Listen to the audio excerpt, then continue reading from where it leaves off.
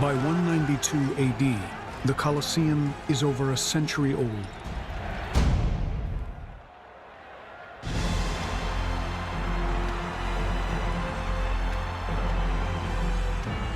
Emperor Commodus has a surprise. He's the headline bout, fighting as a gladiator. Gladiators were at the lowest stratum of free Romans. They had no legal personality. They were in the same category as prostitutes and pimps. So for a Roman emperor to try to leverage the popularity of gladiators by becoming one is a shock. For Commodus, the Colosseum would become an obsession, a place that would play a pivotal role in his rise and fall. After inheriting a vast and powerful empire from his father, the great Marcus Aurelius, Commodus is at odds with the ruling class of Rome, the Senate. The senators remain the most powerful body of people, the very embodiment of the elite of Rome. The Senate would always be the rallying place of opposition. The Roman elite was ashamed of Commodus's actions. They felt that to fight as a gladiator was to willingly debase himself.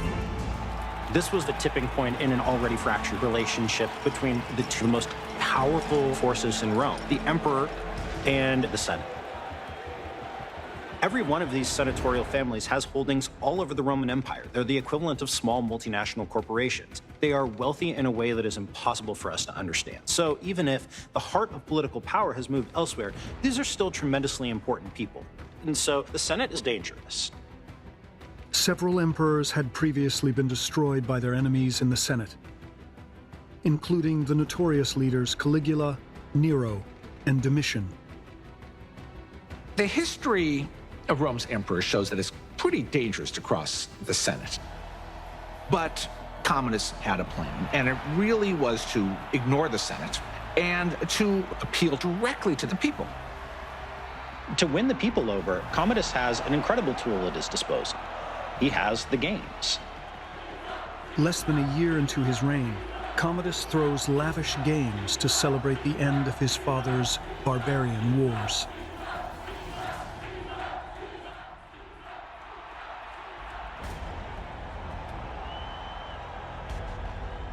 Because it was such an important event, the imperial family, such as his sister Lucilla, would be there. And of course, the Senate themselves, so they would have been witness to this event.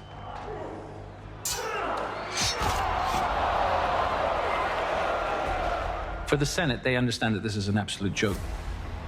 Triumphal games were put on at the end of great wars fought for many years, wars that established the power of Rome. This was the opposite of that, and yet here he was parading himself as some sort of triumphant general.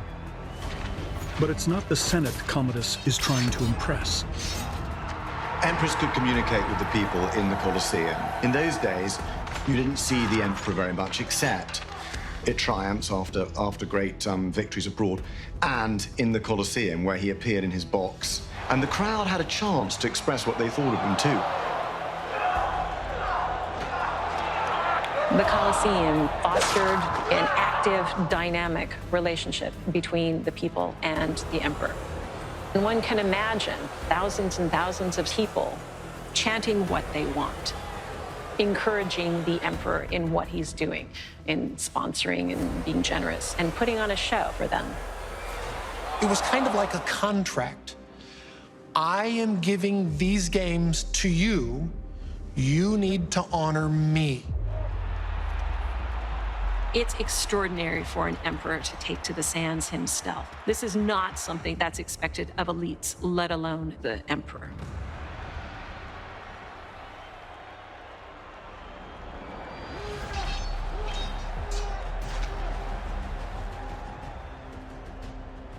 Gladiators use their bodies to please the masses. So they are like prostitutes. They are like actors.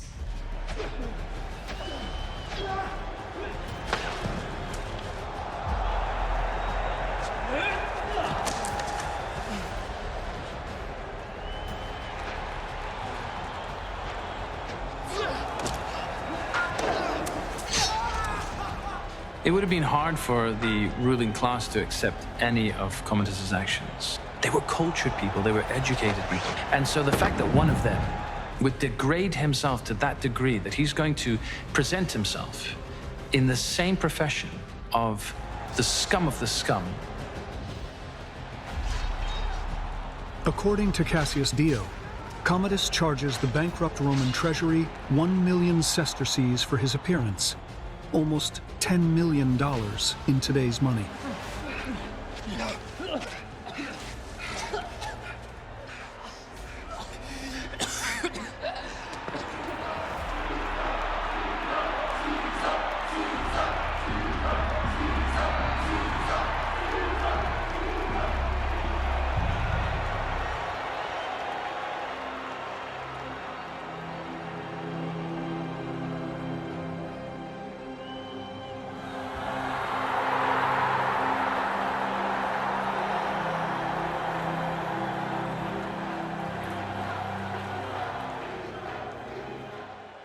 After the games, Commodus embarks on a still grander project. He intends to rebuild Rome with himself at the center. He renames Rome Colonia Commodiana, the colony of Commodus. And we wouldn't believe that this was true if it were not for the fact the coins of Commodus's era show that this was the case. He really did name it after himself. Commodus goes into overdrive. The Romans are going to be called Commodiani. The Senate is going to be called the Fortunate Commodiani Senate. He fills the city with statues of himself, dressed as the god Hercules. One was a giant figure of an archer, looking very much like the emperor himself, with an arrow aimed right at the front door of the Roman Senate. And if there was ever a louder political message, well, I'm not aware of it. That could not be tolerated, even by Commodus's world-weary contemporaries. When Commodus announces yet another games with himself as the star, the Senate know they must act.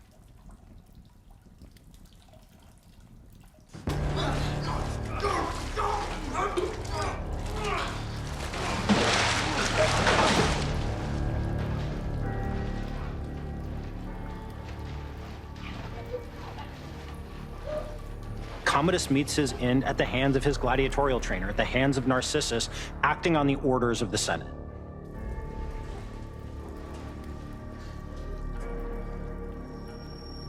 There's a sort of poetic irony that in the end, it was the very figure that he so admired, so wanted to be, that put an end to his life.